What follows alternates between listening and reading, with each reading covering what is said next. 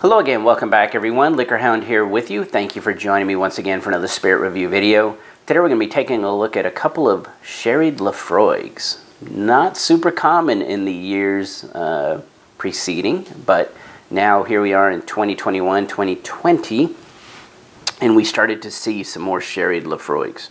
Of course, sherried Laphroaig has been a part of Laphroaig going back many, many years, decades, because they would use them in the blends. Okay, but here we have the 10-year-old sherry oak finish, bottled at 96 proof, retail priced at around, I guess it was around $90 when they were out. And now we have the 2021 Laphroaig Càirdeas. This was a PX cask, and it says that, but it's technically a finish because it was started out in ex-Bourbon barrels, went into quarter cask before being finished in the Pedro Jimenez casks. Bottled at 117.8 proof, retail pricing around $105, $110. Okay, so I think the reason I kind of found this video to be intriguing and to do these side by side was because when I taste both of these, I see a real softer side to Laphroaig. And that's a good thing in my book, because I remember what Laphroaig used to be. Laphroaig back in the day, you're talking, you know, early 2000s going 90s and back, Laphroaig was always, you know, we think of Laphroaig nowadays as big and bold and medicinal and, you know, just brute strength. And Laphroaig wasn't like that. Laphroaig was very elegant and fruit forward, and the peat was in there, but it was very well integrated. Not quite like Port Ellen. You know, Port Ellen's legendary malt, and that is very fruit forward, considering it's an Islay whiskey, and you think they're gonna all be really smoky. And Islay whiskeys, they all found their niche. They all had their place. Some were heavier than others, but Laphroaig for the longest time wasn't super heavy. Okay, it wasn't, and now it is. But I think this sherry finishes and the PX, you know, finish on the Càirdeas, this is kind of showing you that Laphroaig, what it used to be. It's a great thing in my book. Okay, so we're going to start with the sherry oak finish, the 10-year-old. It is age stated, $90 roughly. On the nose, yeah, very, very sherry forward. Think jammy fruits, you know, cherries, plums, maybe a hint of fig, dark chocolate, cinnamon, clove. The oak element is pretty unique here. A little bit of orange oil. The peat smoke is very noticeable. It's a little meaty, but it's also pretty clean, meaning it's focused on the pure peat burning. That's in there. A little hint of that medicinal character, that little iodine, it's in there, but it's not, again, over the top. There is a little bit of unique wood going on here. It kind of reminds me of pinyon wood. If you've ever smelt that burning in your fire pit, you definitely should. It kind of has a little bit of the pinyon wood, or to be exact, if you've ever smelt Palo Santo wood, it has a little bit of that going on. It's a very fragrant, perfumey wood. Both of those are actually, but that's really, really nice on the nose. Alright, let's go ahead and check the Càirdeas to see what the difference is, if any.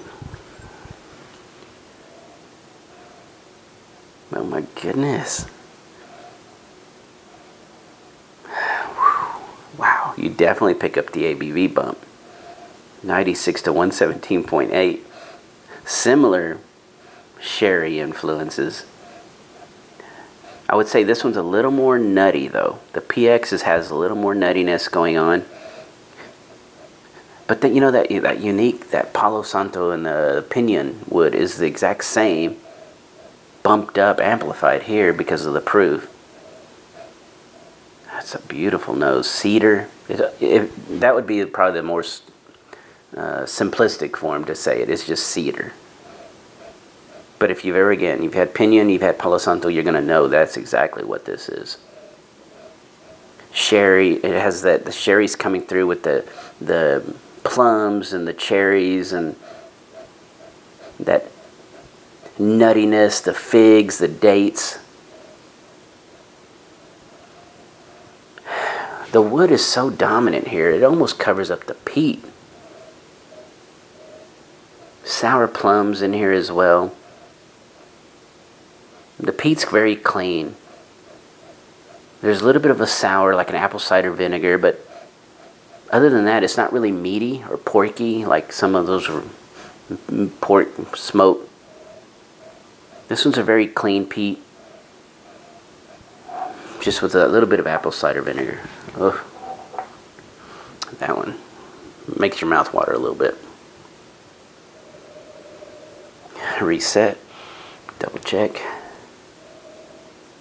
Yeah, this one feels very, very drinkable on the nose. Let's taste it.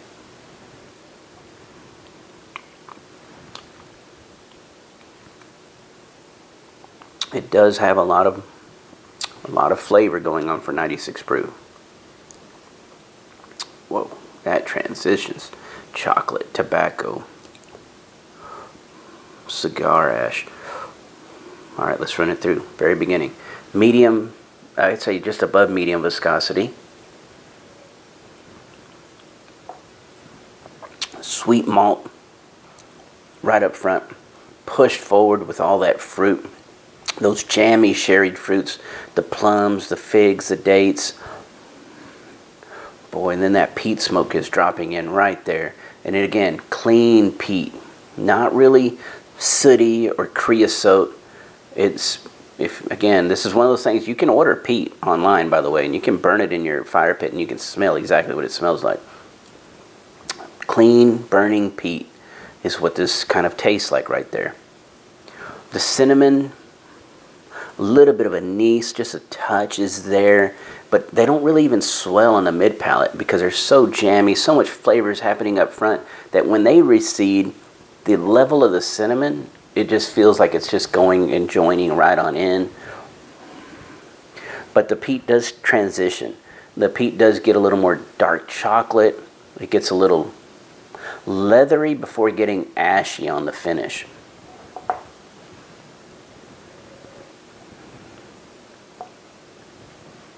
I'm rerunning it. There is a little bit of brine that shows up early as well. That's a nice thing. Wow, the pears, there's pears involved. Almost pears and apples. That's a nice complementing factor to all that jammy fruit of the berries. And then there's that ash starting to turn, that cigar. The peat turns into almost like a cigar ash on the mid palate. It goes clean burning and then it goes into a cigar ash. Not super heavy. It's not like Ardbeg Supernova-ish or anything like that. Those get really ashy, or like the old Lagavulin 12 from 2013 was super ashy, cigar ash. It's not that heavy, but it is noticeable. And then kind of like those stone dates and figs, those kind of characteristics are on there, and they're still lingering. Very, very enjoyable whiskey. $90. Yeah, that's a great buy. All right, let's see what the amplified version, but again, we're switching from Oloroso going into Pedro Jimenez, but again, it's just a finish. These went ex-Bourbon quarter cask into Pedro. Okay, here we go.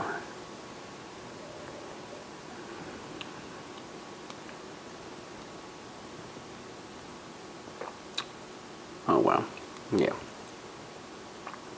Perfect combination of everything. Everything's more noticeable than this one. You get all the fruits, you get the medicinal character, the iodine. You definitely notice it here because it's bumped up in the ABV. You see the peat transition. The peat transition is pretty similar, to be honest, to that one. The dark chocolate is a little heavier here, but I do like the way the peat and the chocolate and the leather and the tobacco tones are very reminiscent across this board. The main difference is going to be the amount of fruit and the nuttiness and the amount of wood. This one has more of the wood on the palate. This one, it had it on the nose, picked it up on the palate, but it wasn't like a star or anything. It was just in the background. That fragrant wood was in there, but it was in the background. Here, it's a little more noticeable. Viscosity-wise, medium high viscosity. Does not drink the ABV. It's rich. Again, sherry driven right up front. All those jammy fruits early. And it's almost like a little bit of a raw honey mixed in as well. You get the dates, the figs early on in there with those berries. On the mid palate is where you start noticing the peat and also the wood, the pinon, the palo santo that's in there, the cinnamon. Wow. And then on the back end, as the peat's rescinding, it's kind of, it gets a little bit ashy for a little bit, and it keeps turning over, and it starts focusing a little more clean. You get the leather. And all the fruits are still kind of bouncing in and out really nicely throughout the whole thing. I love them both, to be honest. I really do. I love them both. And yeah, I would need to have both of these in my collection.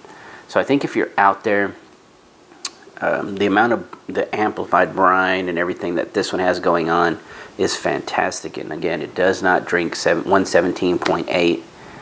But if you're not looking for, you know, if maybe you don't like cask strength whiskeys, then this one, the Sherry Oak Finish 10, is going to be the way to go.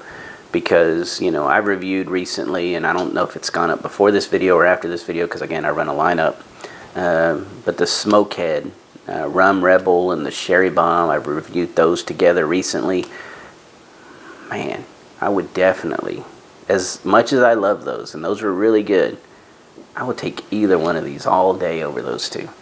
And that's not saying that you don't need to buy those two, because those are really good. These are just a little bit better.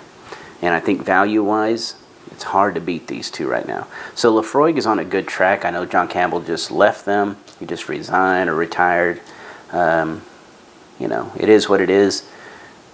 But I think they're on a good track here. If they keep on this track, if they keep doing this kind of maturation and working them into blends and stop trying to be, you know, sometimes they get a little too, I think, experimental. Don't do that. Just stick with what works.